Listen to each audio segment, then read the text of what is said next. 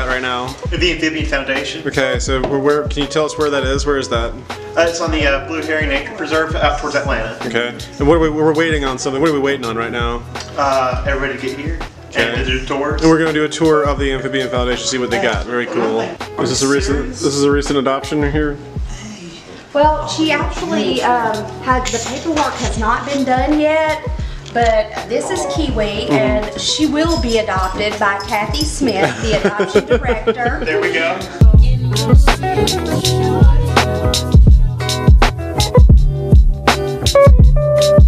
Pretty faces surround me, they blow me kisses. This is where we keep our dead things, and where we prepare food and thaw rats, and so that the rest of the blue heron doesn't have to see the gross things that we do. So we have our ingredients here. Like I said, dead things here. This is where Audubon keeps their dead birds. Here's our aggressive death ants. Do not open.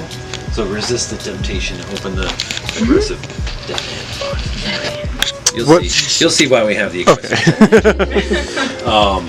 Yes, we just got them in, and I had them in this tank, and they ate the screen. So I was like, we had quite a few escapees of aggressive death ants. Sounds like some of those hissers we've had. Kill you? Is that why they're called death? They can kick the snot out of a fire ant. I think a bunch of them could probably at least ruin your day. Yeah. But we're just worried about them with the animals, obviously, to make short work of some of these.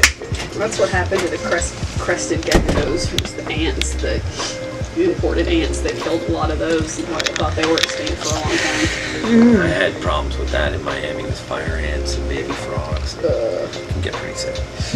Here's our herpetology lab, our mixed species lab, so come on in.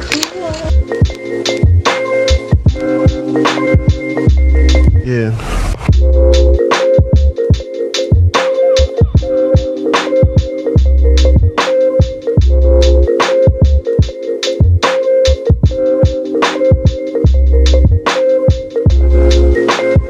There are a lot of different animals in here for many different projects and types of projects. Some of these animals are for education for our critter camps and outreach programs. Some of them are conservation breeding program, trying to train people how to breed frogs. There are a lot of tropical frogs in here. There's a lot of leaf frogs on this wall, many of which are critically endangered. And then we are rearing up our gopher frogs in here, which is one of our native conservation projects. So I'll show you guys a gopher frog just in case you've never seen one of the Georgia Reptile frogs. They're really cute. Those are the ones that depend on forest fires, right? They're very tied to the longleaf pine ecosystem, just like the flatland salamander. Yeah, So, we've only got 2 longleafs on our property that work. yeah. Not many. Yes, so longleaf is bumming, and also all the animals that rely on that ecosystem are bumming too.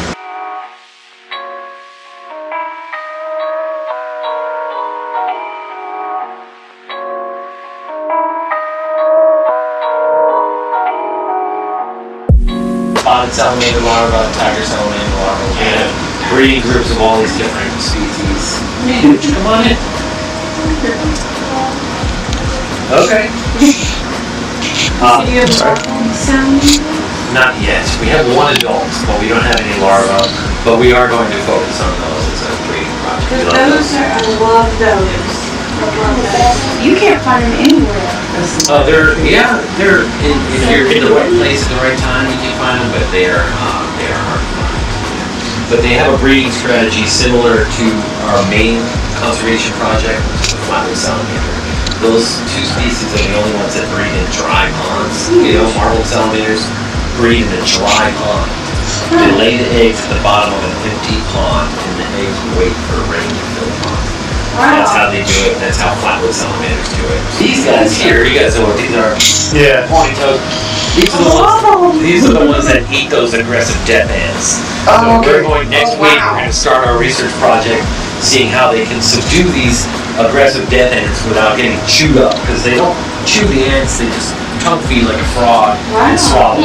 So there's something cool at work in there, how they're able to subdue that prey out of it and swallow it without getting their mouth chewed up. Here, post a video.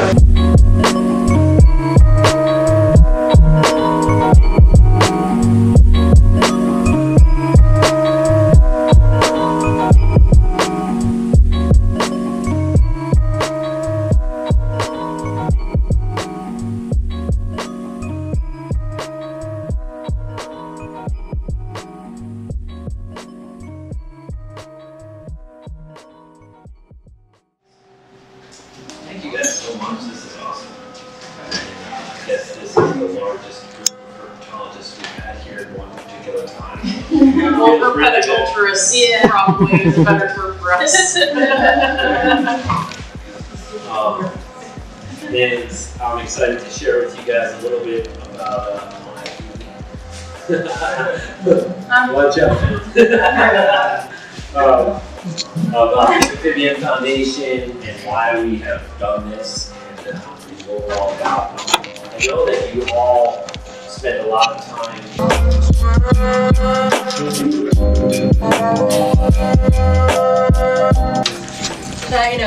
So we're going into the Flatwood Salamander breeding facility now. Probably no flash photography, John. Yeah, I'm doing video.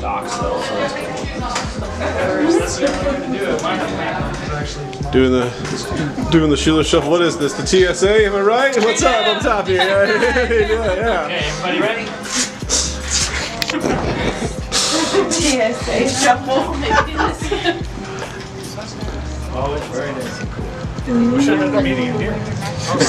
I'm sweating.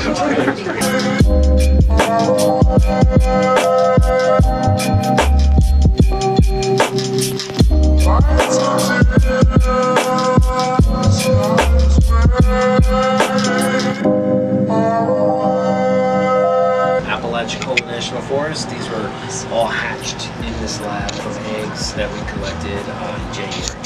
So for Florida Fish and Wildlife collected them. We went and got them from Florida Fish and Wildlife, brought them up here and hatched them in the lab. On this wall here we have some other locales. If you see STM animals are St. Mark's. That's a wildlife refuge in Florida. These St. Mark's animals we collected as larvae last year, so these are about a year old. Our oldest animals are down here in the bottom left. FTS is Fort Stewart. That is a military base in southwestern Georgia, southeastern Georgia. These are the only known Georgia flatwood salamanders, these 5.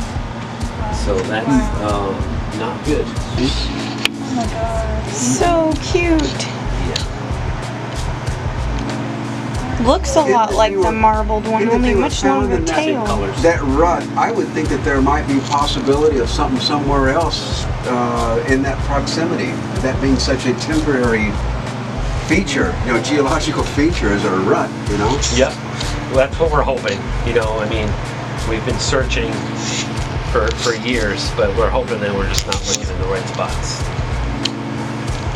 So that whole Okefenokee area doesn't offer any possibilities. No. Of course, it's been in drought for fires right now. Right. So these guys are disappearing even from protected habitat. You said fire, that made me think of it, because fire suppression is also really affecting this species in a very negative way. Because they'll drain areas or deforest areas with these logging access roads, you mean? Or when they dump that red... I'm just talking about like... retardant stuff. Well, they're not allowing natural wildfires to occur. That's the problem right Okay, there. which might be a part of their cycle. Oh, it is a part of their cycle. They're really tuned to a natural burn cycle. They breed in open canopy longleaf pine habitat, which is all but gone. Yes. Now, is the longleaf pine depends on like the fire to crack their shell casings or something like that? Is like how they? Yeah. Okay. Yeah, and lots of the plants in that area also depend on that natural wildfire. So the problem is that flatwood salamanders not only depend on wildfire, but they need that fire to occur when it naturally would. Right. So most fires that occur in longleaf pine now are controlled burns, but they're doing it in the winter when it's easier to burn, and that's not when nature burns. Nature burns in the summer, and so these controlled burns are actually burning up flatwood salamanders. So.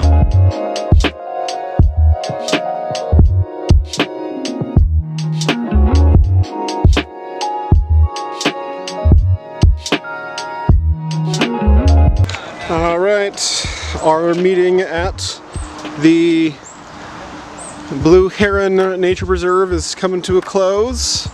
We learned some stuff about the Amphibian Foundation, and we're all heading home now. Some of us went exploring. Is it a nice place? The gate's locked. Oh, the gate's locked. Oh no. Oh dear. But I bet he would let us through there if we asked. Because there's like, it's got to have a back door. But anyway. It's a nice Jeep. I like that. Well, we couldn't explore Blue Heron, but we got a nice little visit with the Amphibian Foundation.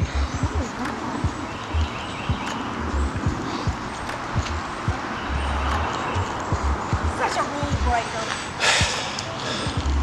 How would you rate this meeting, Allie? 10 out of 10. 10 out of 10. Thumbs up. Better than Civ 5 with the Brave New World expansion pack? Are we rating 1 through 10? Yes. 10. 10 out of 10. Would recommend to my grandma.